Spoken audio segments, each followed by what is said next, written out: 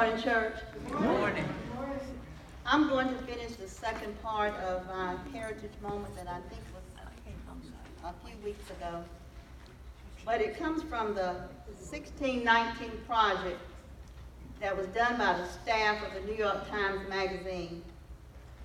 And the project has reframed America's history through the lens of slavery. And today I want to share the segment that's entitled, How the Bad Blood Started, by Janine Interlandi. In the United States, racial health disparities have been as foundational as democracy itself. In 1866, there was a woman named Rebecca Lee Crumpler, a young black woman who was born free and raised in Pennsylvania by her aunt. Her aunt was a medicine woman. She used to go from home to home tending to the sick, and Rebecca liked to tag along with her to help. She liked it so much that she went on to become a nurse, and she was so good at being a nurse that she made a really unusual decision to go on to become a doctor. She goes on to the New England Female Medical College, which is a college that was specifically built to train women in medicine. Around the time she graduated, there were about 54,000 doctors in the country, and only 300 of them are women. And the only one of those women was black. And it was Rebecca Lee Crumpler. And so about a year after she finishes medical school, the Civil War comes to an end, and she makes another unusual decision, which is to completely uproot her life and to head down south, because there are 4 million people who have just been released from slavery into freedom. She knows that it's going to be a huge challenge to help these people adjust into society and to address their many basic needs, including health care. These were people who just were literally told, you're going to go, you're free to go, but given no resources to go with. They had no property, no home. They didn't have any place to go. They were just like cattle. They were just turned out. They were forced to take up residence in abandoned prisons, former military barracks, empty churches, and refuge camps. They were cramped together in very close living quarters. They didn't have the tools necessary to maintain good hygiene. And as a result of all of this, they started getting sick. They can't tap into any healthcare system because at that time, there really wasn't any organized healthcare system to speak of. Most medical care is provided at home by family members or by doctors who would actually visit the house. The only hospitals that existed were like institutions for the very poor and for people who got sick and didn't have any family members to take care of them.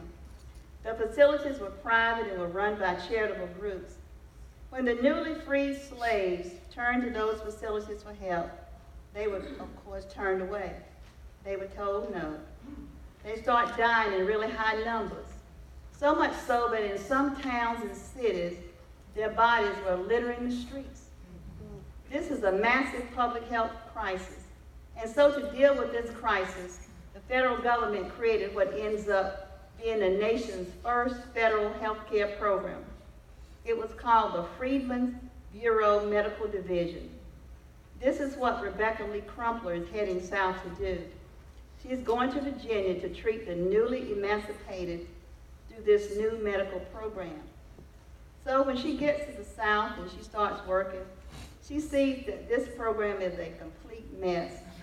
The hospital she has gone to, just like all the other hospitals in this program, and they are completely under-resourced. They don't have enough beds or sheets and other supplies. They don't have enough medicine, and there's a horrible shortage of doctors. The federal government at that time was only supplying 100 doctors to serve the entire emancipated population of 4 million people. 100 doctors for 4 million people who were just freed. Freedmen's Bureau Medical Division officials wanted their communities clean enough to prevent diseases that might eventually spread into the white community. But they didn't want to provide any free assistance because they were worried that it would create dependency among the Black American community. And so what do? They understaffed these hospitals and sent very little to no resources. When they would see any progress in any of these hospitals, they would close them down. And so, unsurprisingly, Black people died at a very, very high rate from preventable sicknesses. Because of this, a theory emerges. The theory was that this high death rate was actually just nature taking its course. That Black people weren't dying for want of basic necessities. They were actually dying because they were biologically inferior to whites and ill-suited for freedom. That was a myth.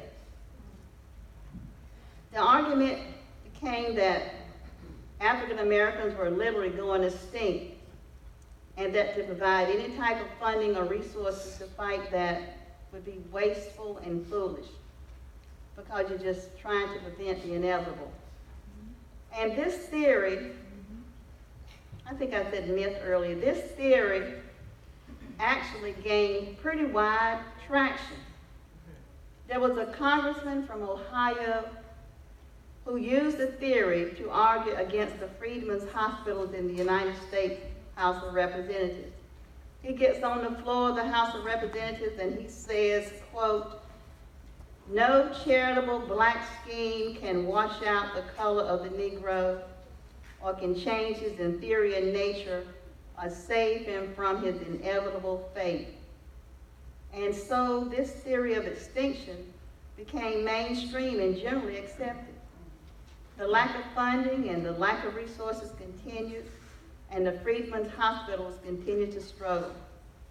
At a Freedmen's Hospital right here in North Carolina, when doctors detect smallpox in a couple of their patients, Bureau officials become terrified of the disease spreading into the community, but they also didn't want to invest the resources to treat it and to prevent it from spreading.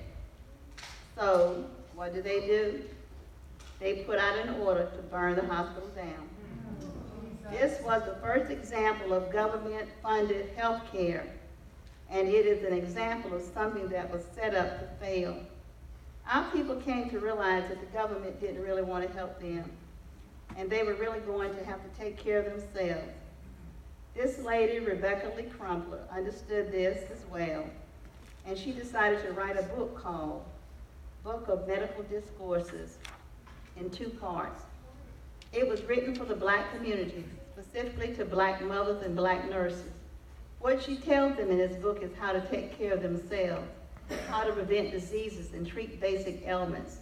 She's also telling Black Americans, you're not inferior, you're not going extinct, you can take care of yourself. This is kind of the first example of something that echoed down through the ages, which is Black medical professionals taking matters into their own hands. And in the coming decades, they opened medical schools, they built hospitals, and they organized themselves to push back against a system that was trying to shut them out completely.